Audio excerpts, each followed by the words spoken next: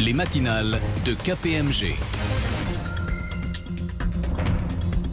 Bonjour à toutes et à tous et bienvenue sur les ondes de Radio KPMG. Ravi de vous retrouver pour cette nouvelle matinale, l'émission destinée à faire le tour, chaque mois, de l'essentiel de l'actualité comptable, financière et extra-financière.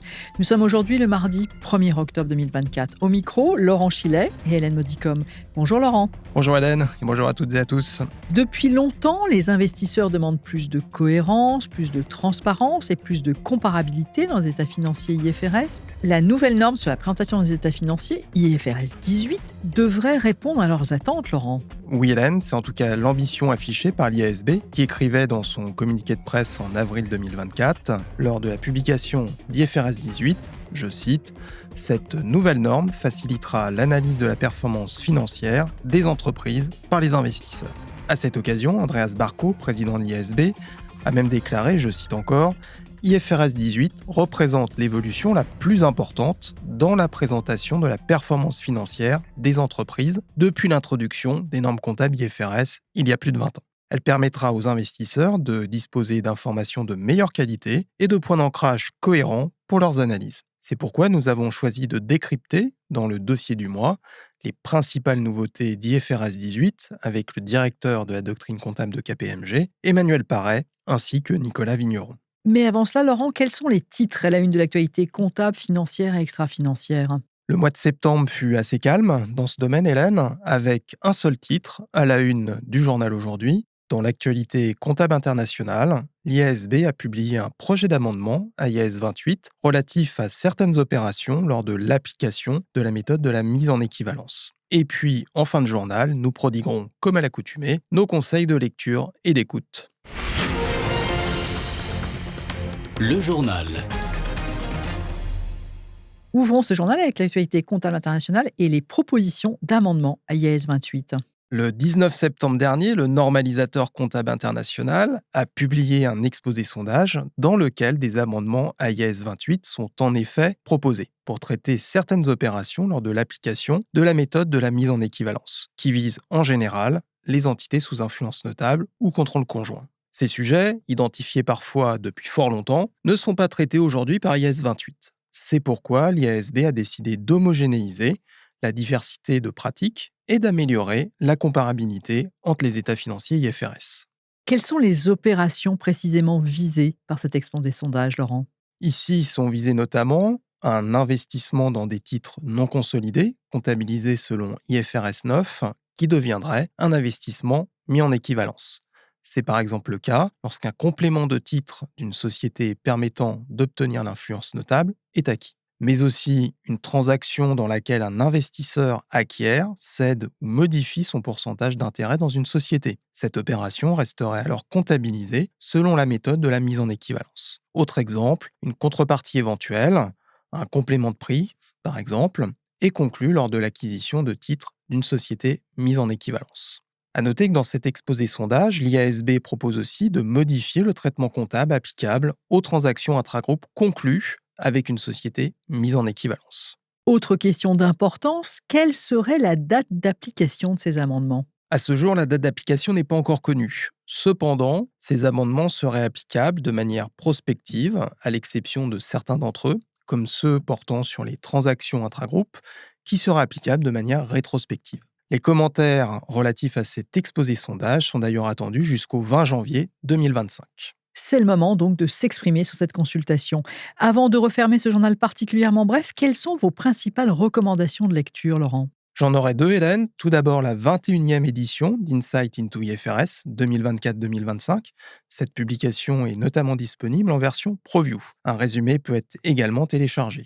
Ma deuxième recommandation porte sur le nouveau site KPMG Global Corporate Reporting Institute qui vient d'être lancé. Ce site regroupe les analyses des experts KPMG sur un ensemble de sujets liés au reporting corporate sous forme de vidéos, de podcasts ou de publications. Sont ainsi couverts les normes comptables IFRS, le reporting ESG, mais aussi la connectivité entre les deux. Et vous retrouverez les liens vers ce nouveau site et aussi vers le résumé des Insights into IFRS dans l'application Radio KPMG. Vous souhaitiez, Laurent, également nous recommander des événements organisés prochainement par KPMG. En effet, Hélène, nos traditionnelles conférences Arrêter des comptes et durabilité seront organisées cette année à la salle Gaveau le 21 novembre pour les entreprises industrielles et commerciales et le 28 novembre pour les banques et compagnies d'assurance. Nous vous recommandons de vous inscrire à ces rendez-vous incontournables pour préparer sereinement vos clôtures annuelles. Des clôtures annuelles qui se profilent déjà à l'horizon. Ce journal est maintenant terminé. Un grand merci à vous, Laurent. Je retrouve nos auditrices et nos auditeurs dans un instant avec nos deux invités. Le dossier du mois. Notre dossier du mois est consacré aujourd'hui à la nouvelle norme IFRS 18 portant sur la présentation des états financiers établis en normes comptables internationales. IFRS 18 a été publié par l'IASB le 9 avril dernier et vise à répondre aux attentes des investisseurs qui, depuis longtemps, demandent plus de cohérence, plus de transparence et plus de comparabilité dans les états financiers IFRS. Sans remonter au calendrier grec, cette nouvelle norme est un des aboutissements du projet Better Communication, initié par l'IASB en 2015, qui avait pour objectif, entre autres, d'améliorer l'information communiquée dans les états financiers IFRS. Sous réserve de son adoption par l'Union européenne, IFRS 18 entrera en application pour les exercices ouverts à compter du 1er janvier 2027 et est destiné à remplacer IAS 1, la norme en vigueur sur la présentation des états financiers. Au micro, pour en parler avec moi, deux invités, Emmanuel Parret, associé et directeur de la doctrine comptable de KPMG, et Nicolas Vigneron, directeur au sein du même département et qui suit de près tous les développements sur ce sujet. Bonjour à tous les deux, messieurs. Bonjour Hélène, bonjour à toutes et à tous. Bonjour à tous. Qui dit nouvelle norme, dit nouveauté. Je n'invente rien. Quels sont donc les principaux changements, Emmanuel, que nos auditeurs doivent avoir à l'esprit par rapport à l'actuelle norme de présentation des états financiers IFRS ? Je vais commencer par donner quelques idées générales sur cette nouvelle norme qui apporte son lot de nouveautés. Et je laisserai ensuite Nicolas entrer plus dans le détail. Alors tout d'abord, vous l'avez dit Hélène, en introduction, l'IASB cherche à clarifier et harmoniser la présentation de la performance financière des entreprises. Dans les grandes lignes, IFRS 18 va imposer des catégories, des sous-totaux et des règles de classement obligatoires au compte de résultats, et aussi de nouvelles informations à fournir en annexe, notamment sur les indicateurs de performance définis par la direction et sur les charges par nature lorsque le compte de résultat sera établi par fonction. Ensuite, l'IASB introduit de nouveaux principes de portée plus générale devant permettre de guider les entreprises dans la préparation de leurs états financiers afin de mieux remplir le rôle des états financiers, j'y reviendrai tout à l'heure, d'être plus cohérent en termes d'agrégation ou de désagrégation de l'information, et enfin, d'être plus clair dans les libellés utilisés dans les états financiers primaires. Il faut d'ailleurs avoir en tête que parmi les états financiers primaires, c'est le compte de résultat qui est de loin le plus impacté par cette nouvelle norme. Enfin, d'autres changements seront aussi à anticiper par les entreprises sur le tableau des flux de trésorerie et le bilan. On y reviendra, mais au-delà de ces nouveautés, Emmanuel, je comprends que certaines dispositions prévues par IAS 1 ont été reprises dans IFRS 18, c'est bien cela ? Tout à fait exact, Hélène. Même si IFRS 18 apporte son lot de nouveautés, des dispositions importantes d'IAS 1 ne sont pas modifiées et sont reprises en l'état. Par exemple, celles sur le classement en courant ou en non courant des actifs et passifs au bilan, ou encore celles se rapportant aux sources d'incertitude relatives aux estimations. Après cette vue d'ensemble de ce qui change et de ce qui ne change pas avec IFRS 18, rentrons maintenant plus dans le détail des modifications. Avec vous, Nicolas Vigneron, s'agissant tout d'abord du compte de résultat, quelles en sont les principales nouveautés ? Dans un souci de comparabilité et donc d'homogénéité d'une entité à une autre, IFRS 18 imposera que le compte de résultat soit structuré en 3 catégories avec 2 sous-totaux et un total général. Ces 3 catégories seront une catégorie opérationnelle, une catégorie investissement et une catégorie financement. Les 2 sous-totaux correspondront au résultat d'exploitation qui en réalité n'est pas requis aujourd'hui par IAS 1, même si, en pratique, beaucoup de groupes le présentent. Et au résultat avant financement et impôt qui se situera entre la catégorie investissement et la catégorie financement. Le total général obligatoire restera le résultat net qui lui est déjà requis par IAS 1. Nous parlons ici de 3 catégories auxquelles s'ajoutent l'impôt sur le résultat et le résultat des activités abandonnées mais qui ne sont pas affectés par IFRS 18. Donc on voit ici que la notion de catégorie est importante. Intéressons-nous maintenant aux règles qui régissent justement le classement à l'intérieur de ces catégories. La catégorie exploitation contiendra les produits et les charges de l'activité principale de l'entreprise, sachant que l'entreprise pourrait avoir plusieurs activités principales. Ce qui est intéressant de noter, c'est que cette catégorie exploitation sera une catégorie par défaut, c'est-à-dire que les entreprises indiqueront dans cette catégorie les produits et les charges qui ne sont pas spécifiquement classés dans les autres catégories du compte de résultat, et même si les produits ou les charges à classer dans la catégorie exploitation sont volatiles, inhabituels ou peu récurrents. Précisons à ce propos que certains produits et charges dont le classement au compte de résultat fait aujourd'hui l'objet d'une diversité de pratiques devront être, avec IFRS 18, classés en exploitation, précisément du fait qu'il s'agira d'une catégorie par défaut, comme je viens de l'expliquer. C'est peut-être un exemple à fournir à nos auditeurs. Prenons par exemple le produit ou la charge de réévaluation à la juste valeur d'une dette correspondant à un complément de prix négocié dans le cadre d'un regroupement d'entreprises. Cet élément peut amener de la volatilité au compte de résultat. Néanmoins, comme il n'est pas prévu que ce produit ou cette charge soit classé dans la catégorie investissement ou financement, ils seront classés par défaut dans la catégorie exploitation. La question qui vient ensuite tout naturellement, quels sont les produits et les charges, selon IFRS 18, qui iront dans les catégories investissement et financement? Eh bien, la partie investissement, qui est une nouveauté marquante d'IFRS 18, comprendra les produits et les charges liés à toutes les sociétés mises en équivalence, les produits et les charges liés aux autres investissements, c'est-à-dire ceux qui génèrent des revenus largement indépendants des autres ressources de l'entité, comme les produits et les charges issus des titres non consolidés ou des immeubles de placement. Et cette catégorie comprendra aussi les produits et les charges issus de la trésorerie et des équivalents de trésorerie. La partie financement, quant à elle, comprendra les produits et les charges liés aux opérations de financement et les produits et les charges d'intérêt liés aux autres passifs, c'est-à-dire autres que ceux utilisés dans le cadre du financement, comme par exemple la charge de désactualisation du passif d'indemnité de départ à la retraite. C'est bien clair. À propos des sous-totaux, Emmanuel, vous indiquiez tout à l'heure qu'IFRS 18 imposera de présenter 2 sous-totaux et un total général. La question que j'ai envie de vous poser, c'est est-ce que les entreprises pourront présenter d'autres sous-totaux à la face de leur compte de résultat?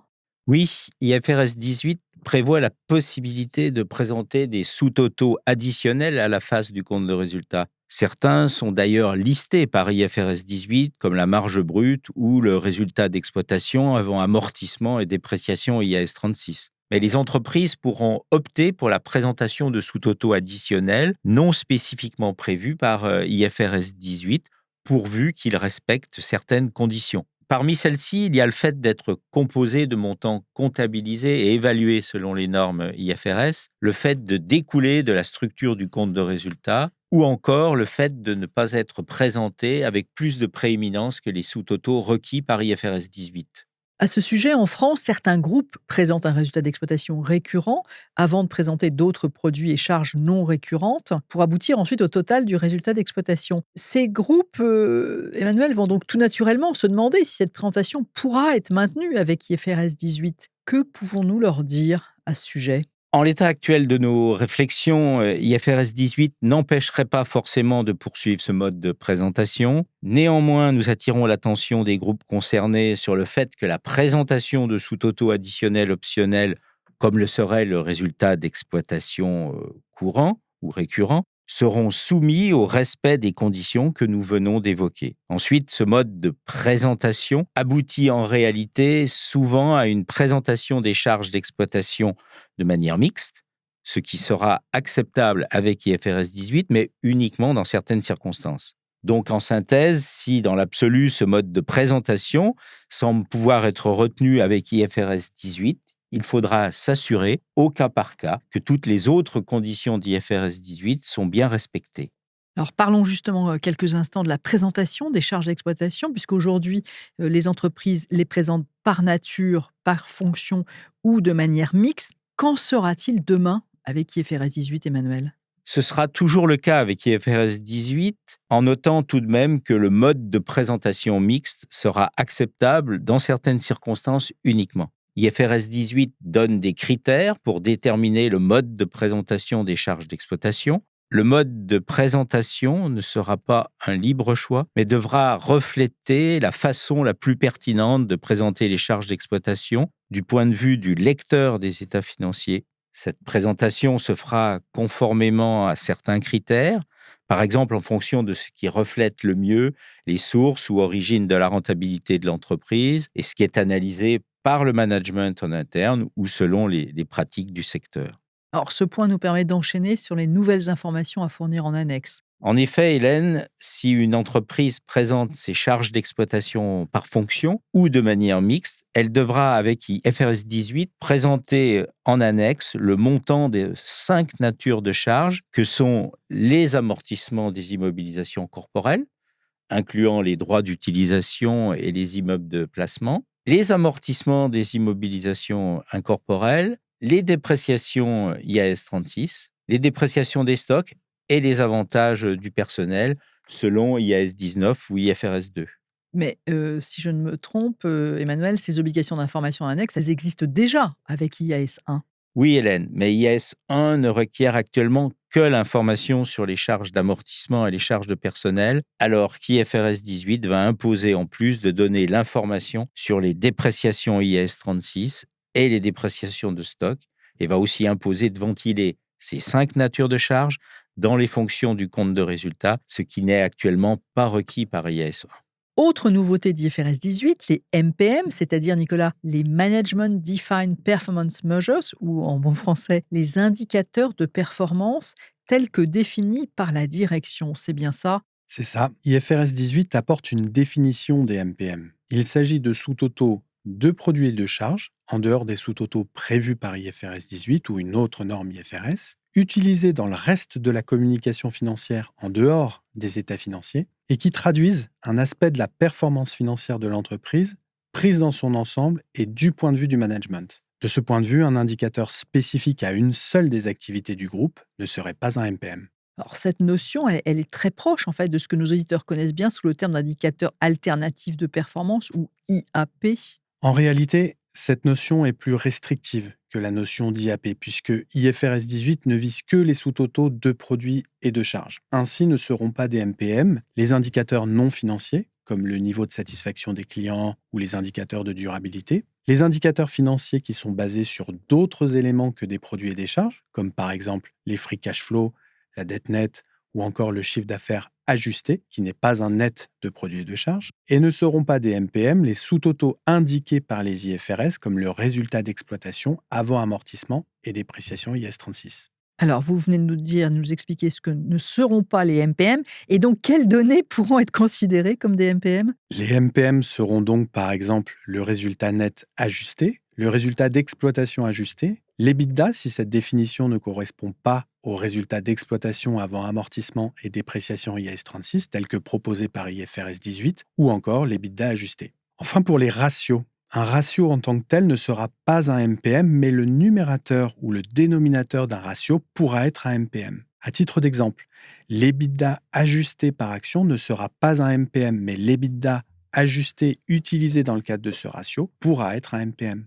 C'est tout à fait clair. Et alors, en cas de MPM, les entreprises vont, j'imagine, devoir s'en expliquer en annexe. Oui, les MPM devront faire l'objet d'une note spécifique dans l'annexe des états financiers qui devra préciser pour chacun d'entre eux leur composition, ainsi que les raisons de leur utilisation. Des informations seront bien entendu attendues en cas de changement dans la composition d'un MPM, en cas d'ajout ou de suppression d'un MPM. Il conviendra, le cas échéant, de souligner que, compte tenu des spécificités du groupe, le MPM présenté ne sera pas nécessairement comparable au MPM présenté par d'autres groupes et qu'il pourra y avoir une certaine diversité. Mais surtout, une réconciliation sera attendue pour rapprocher le MPM avec le sous-total IFRS le plus proche, en indiquant l'effet impôt et la part revenant aux minoritaires pour chacun des éléments venant en réconciliation. Donc, en résumé, des MPM qui sont donc très encadrés par IFRS 18. Quittons la performance financière. Vous indiquiez, Emmanuel, tout à l'heure, qu'IFRS 18 introduit de nouveaux principes de portée plus générale. Qu'en est-il exactement? Et ces nouveaux principes auront-ils une incidence concrète sur la présentation des états financiers IFRS?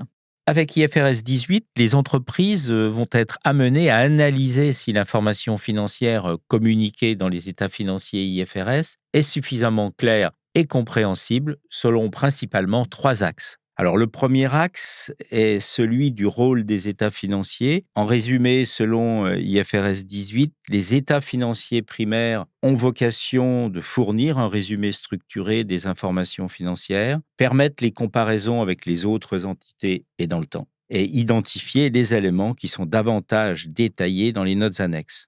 Les notes annexes, quant à elles, ont pour objectif de fournir des informations significatives qui permettent de comprendre le contenu des postes des états primaires et de les compléter. Donc, pour fixer les idées, une information plutôt agrégée pour les états financiers primaires et plutôt désagrégée pour les notes aux états financiers. Vous parliez de 3 axes. Le deuxième? Alors, le deuxième axe est celui justement de l'agrégation et de la désagrégation, puisqu'IFRS 18 donne une méthodologie permettant de déterminer si des éléments doivent être agrégés ou désagrégés. L'agrégation sera par exemple requise pour des éléments qui partagent des caractéristiques similaires et IFRS 18 donne des exemples. Le troisième axe, Hélène, est celui des libellés utilisés dans les états financiers primaires. IFRS 18 impose de réfléchir à la clarté des libellés utilisés et a notamment pour objectif de réduire l'utilisation du trop utilisé libellé autre. Qui est pourtant bien facile.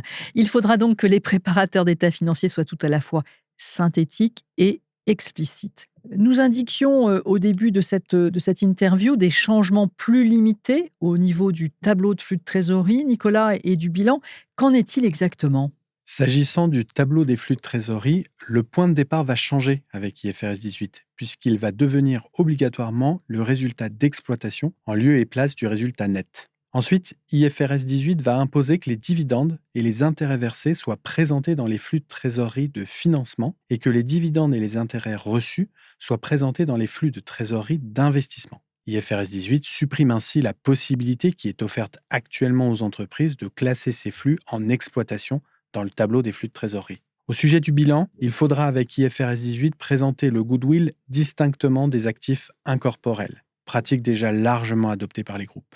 Donc le bilan change assez peu, en fait, avec IFRS 18. Je le disais au début de cet entretien, cette nouvelle norme devrait entrer en vigueur à compter du 1er janvier 2027. Cette date peut paraître lointaine, mais l'est-elle vraiment, Emmanuel ? Non, pas tant que cela. Précisons tout d'abord que la norme sera applicable de manière rétrospective, donc pour un groupe qui clôture au 31 décembre et qui publie des états financiers consolidés IFRS semestriels au 30 juin, IFRS 18 devrait s'appliquer pour la première fois dans ses comptes du 30 juin 2027, avec la présentation de comptes comparatifs au 30 juin 2026, retraités au format IFRS 18. Et ces comptes comparatifs du 30 juin 2026 devront inclure les réconciliations adéquates permettant de comprendre le passage entre le format actuel sous IAS 1 et le format IFRS 18. Il ne faut donc pas traîner pour s'intéresser à IFRS 18. Alors dans cette perspective, quel message souhaitez-vous adresser aux entreprises ? Il nous paraît bien sûr important d'inciter les entreprises à anticiper l'entrée en application de cette nouvelle norme dès que possible, en commençant par diagnostiquer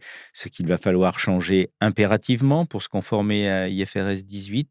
Et comme c'est souvent le cas lors de la mise en place d'une nouvelle norme IFRS, les entreprises vont devoir s'interroger sur l'incidence de la nouvelle norme, sur la mise à jour de leur système d'information comptable et de reporting, sur le processus d'établissement des comptes consolidés, et bien sûr ici sur les conséquences éventuelles en matière de communication financière.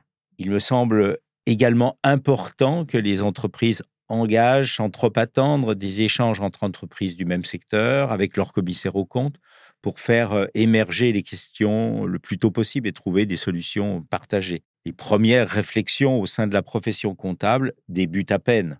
En tout cas, nous l'avons compris, il ne faut pas attendre pour se pencher sur les changements induits par IFRS 18.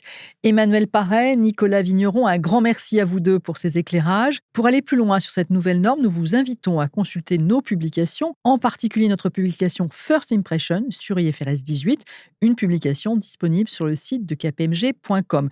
Par ailleurs, comme de bien entendu, nous aurons l'occasion de commenter largement cette nouvelle norme les 21 et 28 novembre prochains dans le cadre de nos journées Arrêté des comptes et durabilité qui se tiendront cette année encore à la salle Gaveau à Paris. Cette édition des matinales est maintenant terminée. C'est avec grand plaisir que nous vous retrouverons sur les ondes de Radio KPMG le 15 octobre prochain pour une édition spéciale des matinales avec vous, Emmanuel Parret, consacrée intégralement à la clôture 2024 qui se profile déjà. À très bientôt donc. Les matinales de KPMG.